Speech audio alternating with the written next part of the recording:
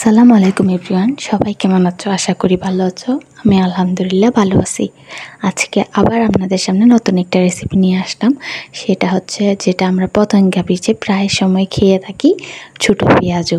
ওই ছোটো পেঁয়াজুটা আমি বানানোর জন্য প্রথমে মুসুর ডাল নিয়ে নিলাম, এরপরে কাঁচামরিচ, ধনেপাতা, রসুন, তারপর হচ্ছে পেঁয়াজ, এগুলো সব কিছু নিয়ে কুচি কুচি করে কেটে নিলাম। সব কিছু একদম সুন্দর করে কুচি কুচি করে কাটলাম।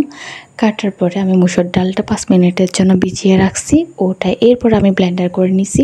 ব্লেন্ডার করে এই মিশ্রণের সাথে ওটা ওখানে রাখছি। রাখার পরে ওখানে একটু হলুদ, 1 চামচের থেকে কম, অল্প হলুদ, অল্প মরিচ, আর হচ্ছে অল্প গরম মশলা, এরপরে স্বাদ মতো লবণ দিয়ে পুরো মিশ্রণটাকে মাখিয়ে নিয়ে রাখবেন 5 মিনিটের মতো।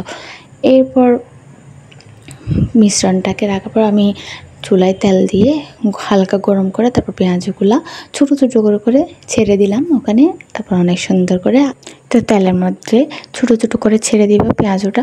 এরপরে আগুনটা একদম মিডিয়াম আঁচে রাখবা, কারণ হচ্ছে এইটা ক্রিস্পি জিনিস, ক্রিস্পি খেতে ভালো লাগে। সেই ক্রিস্পি হওয়ার জন্য সবাই অবশ্যই সময় নিয়ে এই জিনিসটাকে বাজার পর পরিবেশন করবা।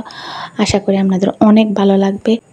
আর আমার রেসিপিটা কেমন হয়েছে বানিয়ে খাওয়ার সময় অবশ্যই ভুলবা না আমাকে কমেন্ট করার জন্য। আমাকে কমেন্ট করে অবশ্যই জানাবা। আর একটা কথা, আমাকে সাপোর্ট করবা আমার নতুন পেজ, যেহেতু আপনাদের সাপোর্টের অনেক বেশি প্রয়োজন। সবাই অবশ্যই ফলো করে দিবা আর ভিডিওটা পুরা দেখবা প্লিজ। এই তো আজ এই পর্যন্ত। সবাই ভালো থাকবা, সুস্থ থাকবা।